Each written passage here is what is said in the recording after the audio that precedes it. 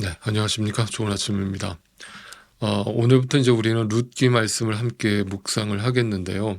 이제 우리가 사실 지금 고난 주간을 보내고 있지 않습니까? 평소 같았으면 제가 이제 고난 주간과 관련된 말씀들을 여러분과 함께 나눴겠지만, 제가 좀 생각을 해보니까, 사실 이제 우리 모든 성경이 결국은 예수 그리스도에 대한 이야기잖아요. 그죠? 그래서 이제 따로 본문을 선택하기보다는 우리가 지금 아침 묵상을 순서대로 가고 있는 그 순서대로 네, 묵상을 하는 것이 좋겠다라고 생각을 했습니다. 그래서 바라옵기는 그 신실하신 하나님, 살아계신 하나님을 오늘도 이 고난주간 동안의 아침 묵상을 통해서 우리가 함께 날마다 묵상하면서 그 하나님을 더 진실되게 만나고 그 하나님이 전해주시는 그 복음의 향연 속으로 우리가 함께 들어가서 그 하나님을 더 깊이 알게 되고 경험하게 되실 수 있는 특별한 은혜가 우리 가운데 있기를 소원합니다. 자, 룻기를 시작하면서 이런 말씀으로 시작을 해보겠습니다. 여러분 보통 믿지 않는 분들이 이런 질문을 던지시는 것을 여러분 한 번은 들어보셨을 거라 생각합니다. 어쩌면 아마 여러분도 예전에 이런 고백을 하셨을지도 모르겠습니다. 어떤 질문인가 하면, 야, 하나님이 계시다면 한번 내 앞에 나타나서 보여주시면 안 돼? 그러면 내가 확실히 믿을 텐데 도대체 왜 그 하나님은 내 앞에 안 나타나시는 거야? 그래 놓고 어떻게 믿으라는 거야? 네, 이런 질문을 많이 들어보셨죠. 그런데 여러분 제가 분명히 말씀드립니다만 그렇게 질문을 하시는 분은요, 보여줘도 믿지 않습니다. 왜냐하면요, 여러분 믿음이라고 하는 것의 주체는요, 나한테 있는 것이 아니거든요. 만약 그 믿음이라는 것이 나한테서 나오는 것이라면 그 믿음은 절대 오래가지 못합니다. 왜냐하면 인간이라는 존재는 작심삼일이거든요. 그런데 그 성경에서 말하는 믿음은 내가 믿는 게 아니라 하나님으로부터 오는 것입니다. 선물입니다. 그래서 하나님이 보여주지 않아도 믿어지는 자는요, 그 하나님을 보는 것처럼 믿게 되는 겁니다. 그래서 항상 여러분 기억하셔야 돼요. 이 땅에 그러면 예수 믿는 사람들, 하나님을 만났다라고 하는 사람들은 지금 다 사기를 치고 있고 거짓말을 하고 있는 게 아니라는 거예요. 그들은 정말 그 하나님을 만났기 때문이고 경험했기 때문이라는 거예요. 그러니까 내 시각으로 절대 성경을 보지 말라는 거고 내 시각으로 하나님을 이해하려고 하지 말라는 거예요. 그 하나님을 경험한 사람들이 어떤 말을 합니까? 그들은 그 안 믿는 자들과 정반대의 고백을 하는 거예요. 그분은 나의 창조주시고 나를 지으신 분이시고 나를 여기에 있게 하신 분이고 그분은 나에게 날마다 은혜를 더하시는 분이시고 나는 그분의 사랑을 덧입어서 빚을 진 자이고 나 같은 죄인을 용서하신 그 놀라운 하나님의 사랑을 1만 달란트 빚진 자의 마음으로 나의 모든 죄를 탕감하여 주신 그분의 은혜를 내 평생 내 남은 인생 어떤 식으로든 갚으며 살겠다라는 고백을 한다는 거예요. 이런 고백을 하고 실제로 그 은혜를 갚기 위해서 물론 갚을 수도 없는 은혜이지만 갚으려고 내 남은 인생, 내 남은 시간, 내 남은 에너지를 다 그분을 위해서 헌신하면서 그분을 위해서 몸부림치며 살아가는 사람들이 있는 거예요.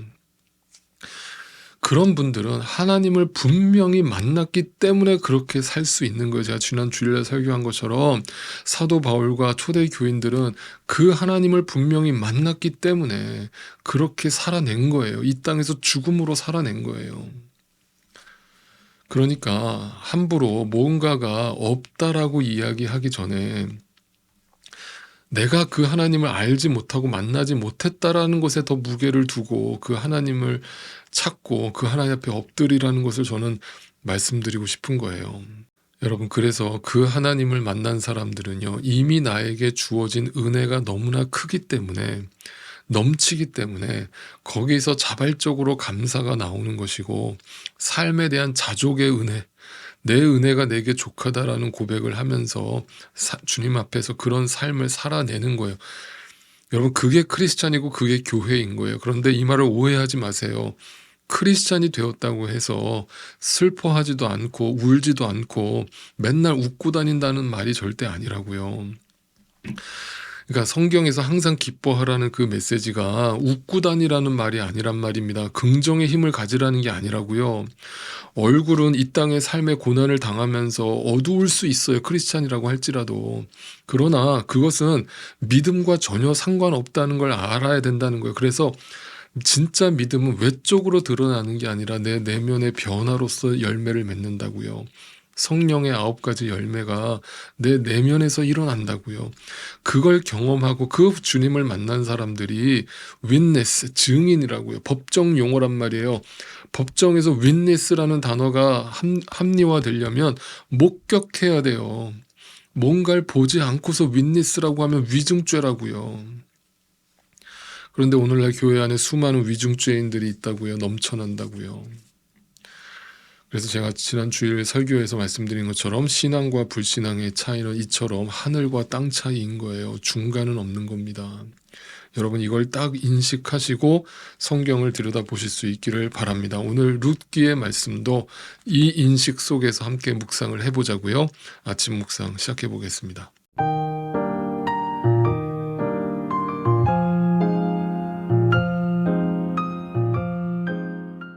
자, 여러분 당시 이 룻기가 시작되던 시대는 사사시대라고 분명히 언급을 합니다. 우리가 앞에서 사사시대를 세밀하게 살펴봤기 때문에 어떤 시대인지 이제 충분히 압니다. 한마디로 뭐예요?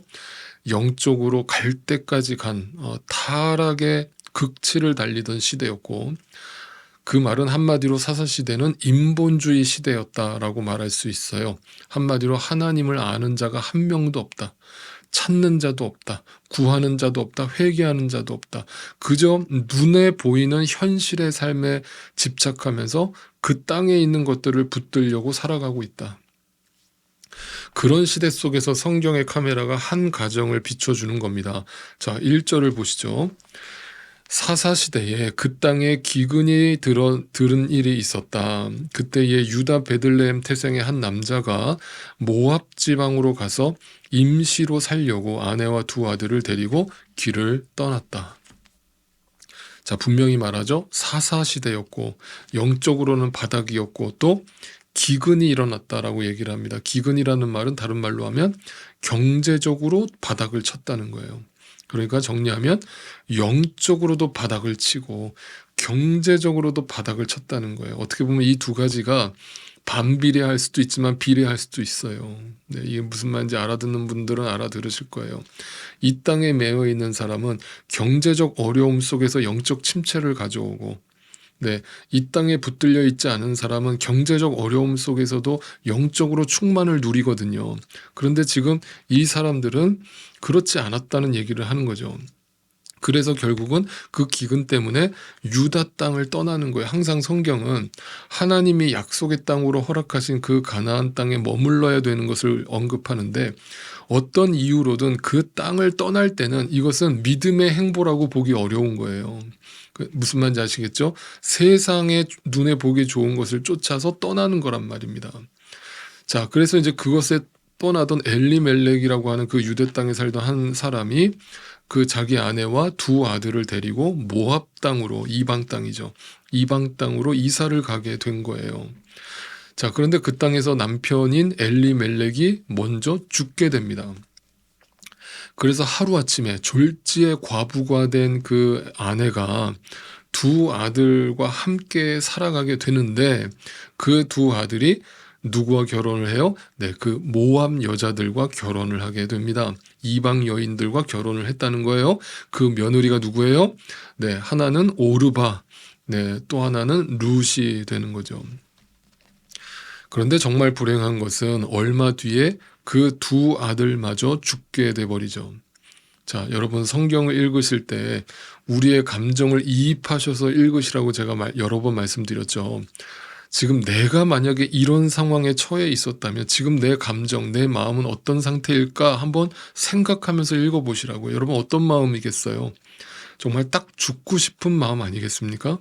아니, 얼마 전에 남편이 세상을 떠났는데 곧이어 내 2 아들까지 세상을 떠난 거예요. 여러분 그 한과 그 아픔을 어떤 말로 설명할 수 있겠어요? 여러분 다시 한번 정리해 볼까요?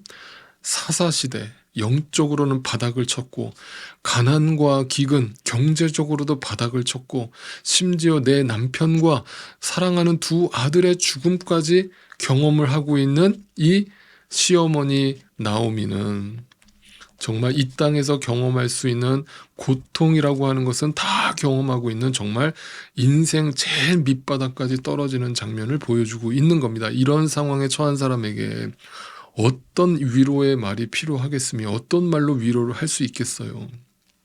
여러분, 그리고 그 주변 사람들이 또 그걸 놓고서 또 가십거리로 삼지 않겠어요? 야, 저 여자 참 복도 지지리도 없지.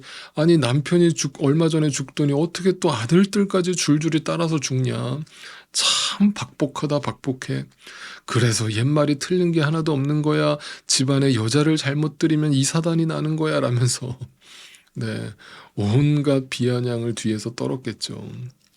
그리고 항상 이 말이라는 것은 돌고 돌아서 다시 본인에게 돌아오지 않습니까? 이 소리가 돌고 돌아서 분명 그 나오미 귀에 들어오지 않았겠습니까? 그러니까 어떻게 얼굴을 들고 다닐 수 있었겠어요? 네, 숨어 살아야 되지 않았겠어요? 그러니까 사마리아 여인처럼 난 12시에 아무도 없을 때 물 길러러 다니면서 죄인도 아닌데 죄인처럼 살지 않았겠어요? 한마디로 소망이 어디에 있습니까? 지금 나오미에게 그 며느리들에게 무슨 소망이 남아 있어요? 바로 그때 이제 하나님께서 이제 하나님의 시간이 온 거예요. 하나님의 시간이 오니까 하나님이 그들을 다시 이스라엘 땅으로 불러들이시는 거예요. 여러분 항상 기억하세요. 이스라엘 땅이 성경에서 나오는 이스라엘 땅이 하나님이 우리를 부르시는 하나님의 고향인데 그 우리의 영혼의 고향으로 우리를 부르실 때는 거기에 이제 하나님의 진짜 목적이 드러나는 거거든요. 그러니까 하나님의 땅을 떠나니까 온갖 고통과 아픔과 슬픔을 경험하다가 이제 그 이스라엘 땅의 기근이 멈추게 하셔서 다시 돌아오게 하시는 거예요. 자, 그 과정에서 돌아가면서 무슨 이야기가 벌어지는 거예요. 그 짐을 싸서 고향 땅으로 돌아가던 중에 시어머니 나오미가 며느리들에게 뭐라고 얘기를 합니까? 며느리들아, 너희 친정으로 돌아가라. 그리고 너희는 과부로 살다가 죽기에는 아직 젊어. 죽은 남편 바라보면서 세월 보내지 말고 하루라도 젊었을 때 좋은 남자 만나서 빨리 새 인생 살아. 그렇게 되기를 난 진심으로 축복한다. 그러니까 나 생각하지 말고 떠나. 나 괜찮으니까 떠나라. 네 고향으로 돌아가. 여러분, 세상에 이런 시어머니가 어디 있을까요? 그런데 이 시대가 어떤 시대입니까? 너무나 권위적이고 가부장적인 그런 시대 아닙니까? 그런 시대 속에서 이런 시어머니의 등장이 정말 놀랍기 그지없죠. 그런데 여러분 오해하지 마세요. 여기 등장하는 시어머니 나오미는요. 단지 인격적으로 얼마나 훌륭한 사람인가를 보여주려는데 목적이 있지 않아요. 제발 성경을 그렇게 읽지 말아주세요. 이 나오미는요. 신앙의 모본으로서 신앙의 샘플로서 우리에게 등장하고 있는 거예요. 그러니까 제발 이 룻기의 이야기를 가정주일에 보통 이제 가정주일에 좋은 시어머니와 착한 며느리 하면서 이 룻기 이야기를 들려주시는 분들이 있는데 전혀 그런 뜻 아닙니다. 그렇게 읽지도 마시고 듣지도 마세요. 시어머니 나오미의 그 권면을 듣고 이제 며느리들이 어떻게 응답을 합니까? 며느리 오르바는 결국 친정으로 돌아가 버립니다. 그런데 룻은 어떻게 해요? 네, 끝까지 안 가겠다고 버티죠. 그리고 어떤 고백을 합니까? 16절로 가보겠습니다. 1장 16절이에요. 유명한 고백이 나오죠. 그러자 룻이 대답하였다. 나더러 어머님 곁을 떠나라구나. 어머님을 뒤따르지 말고 돌아가라고는 강요하지 마십시오. 어머님이 가시는 곳에 나도 가고 어머님이 머무르시는 곳에 나도 머무르겠습니다. 어머님의 결례가 내 결례이고 어머님의 하나님이 내 하나님입니다. 자, 여러분 이 말씀을 한번 묵상해 볼게요. 어머님의 하나님이 내 하나님입니다. 거기다가 밑줄을 쳐놓으시고 이게 무슨 뜻인지 한번 생각을 해보죠. 자, 내가 지금까지 어머님 곁에서 쭉 어머님을 지켜봤고 어머님을 통해서 역사하시는 그 하나님의 역사와 방법을 내가 쭉 지켜봤는데 나도 그 하나님을 믿고 따르겠습니다 라고 하는 고백인 것이죠. 그런데 여러분 잘 생각해 봐요. 지금까지 그 룻이 인제 시집을 인제 와서 어머님 곁에서 시어머니 밑에서 그 시어머니가 믿는 그 하나님이 어떻게 그 시어머니 나오미에게 역사하시는가를 어떤 하나님으로 이해를 하고 있겠어요. 지금 시어머니 나오미의 하나님은 어떤 하나님이신 거예요. 아니 세상에 어떤 신이 자신을 믿고 섬기겠다는 인간에게 이런 저주를 퍼붓고 이렇게 박복한 삶을 허락하는 신이 이 세상에 어디 있냐고요. 그리고 그런 신을 어떻게 신으로 인정하고 따를 수 있냐고요. 어떻게 신이 그렇게 내가 지극정성으로 그 신을 인제 섬겼는데 내 남편 데려가시더니 또 두 아들까지 데려가시고는 경제적인 어려움까지 주시고는 인제는 남들 손가락질까지 받게 되는 이런 상황을 어떻게 그렇게 그런 걸 허락할 수 있는 신이 존재할 수 있냐는 거예요. 그러니까 지금 룻이 고백하는 어머니의 하나님이 나의 하나님이 되겠다라는 이 고백이 이게 도대체 어떤 고백이냐고요. 그 시어머니 나오미의 하나님은 절대로 매력적이지 않은 그런 하나님의 모습으로 등장하고 계시는 거예요. 여러분 이거를 좀 더 우리의 상황에서 한번 인식을 해서 한번 생각을 해 보세요. 여러분 같으면 주변에 예수 잘 믿는다라고 하는 어떤 장로님 가정이 있는데 그 장로님이 암에 걸리고 또 교통사고 나고 경제적으로 파탄 나서 겨우겨우 입에 풀칠하면서 사는 모습을 보시면 당신의 하나님이 나의 하나님이 될 것입니다라는 고백이 나오시겠냐고요. 이게 지금 무슨 말인지 이해가 되시죠? 그렇다면 오늘 룻기의 이 이야기는 우리에게 뭘 던져주고 있는 가 어떤 메시지를 들려주려고 하는 거예요. 우리에게 이 메시지를 딱 던지는 게 뭐예요? 이거예요. 정말 당신은 나의 하나님을 만났냐는 거예요. 그것은 내 상황이나 조건과 전혀 상관없이 진짜 하나님을 만났냐는 거예요. 이게 하늘과 땅 차이라고 그랬잖아요. 땅에서 하나님을 믿으려고 애쓰는 사람, 내가 믿으려고 노력하는 사람은 이 땅의 조건에 의해서 영향을 받는다고요. 자기 신앙이. 기근이 일어나면은 영적으로 침체되고 땅이 이제 풍족하고 풍요로우면 내 신앙이 충만하고 이 수준에 머물러 있는 거예요. 그런데 진짜 나의 하나님을 경험한 사람은 조건이나 상황에 상관없이 이 나오미처럼 그 하나님을 신실하게 믿고 따라 사는 거예요.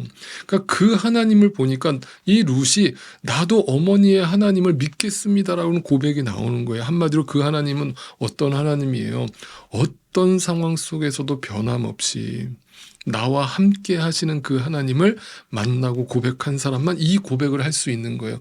그러니까 이 상황 속에서 누구도 감사할 수 없고 누구도 찬양할 수 없고 누구도 기도할 수 없는 이 상황 속에서 고백되어지는 그 하나님이 진짜 나의 하나님이라고요. 그러니까 그 하나님을 만난 사람에게 이 땅의 복이 더 이상 뭐가 중요하겠어요. 죽고 나서 얻게 되는 그 영생과 부활의 삶이라는 것이 어떤 이 세상에서 누리던 복의 연장선에서 이해하는 것이 아니라 내가 저 세상에 가서 그 부활을 경험할 때 나에게 가장 큰 기쁨과 기대감이 뭐예요? 그 하나님과 얼굴과 얼굴을 마주하고 그 하나님과 하나가 되는 거 아니에요? 그분이 나의 하나님 아니에요? 그러니까 이 룻기의 이야기는 그 하나님을 만난 어머니와 그 하나님을 옆에서 지켜보고 나도 그 하나님을 따르겠다는 룻의 이야기를 우리에게 들려주는 겁니다. 그냥 좋은 시어머니 착한 며느리 이야기가 절대 아니라고요. 사랑하는 성도 여러분, 우리에게 가장 큰 소망은 하나님 자신입니다. 그 하나님을 나의 하나님으로 모시고 살아가는 성도는 예수님이 이 땅에 당하셨던 그 십자가의 고난을 함께 걸어갈 수 있게 되는 겁니다. 비아 돌로로사 고난의 길, 십자가의 길을 마다하지 않고 예수님처럼 그 길이 단지 고통스럽게만 여기는 것이 아니라 그 상황을 주님이 나와 함께 하심을 믿음으로 바라보면서 저 십자가 너머의 부활의 영광을 바라보면서 그 길을 걸어낼 수 있는 것이고 살아낼 수 있는 것입니다. 여러분 오늘 이 룻기의 말씀을 묵상하면서 여러분한테 이런 질문으로 마무리하겠습니다. 두 며느리가 있었습니다. 오르반은 세상의 희망을 쫓아서 떠나버렸습니다. 룻은 그 처절한 고통 속에서 전혀 인간적으로는 소망이 보이지 않는 삶 속에서 그 어머니가 믿고 따르는 그 하나님을 바라보고 그 하나님을 만났습니다. 그리고 그 하나님을 나의 하나님으로 모셔드렸습니다. 그리고 그 하나님을 선택하며 살아내고 있습니다. 이 두 선택의 갈림길에서 여러분은 어느 쪽 선택 속에 살고 계십니까? 이 고난주간 진지하게 나 자신에게 그 질문을 던져보시고 주님으로부터 그 답을 얻으실 수 있기를 소망합니다. 내일 아침에 또 뵙겠습니다.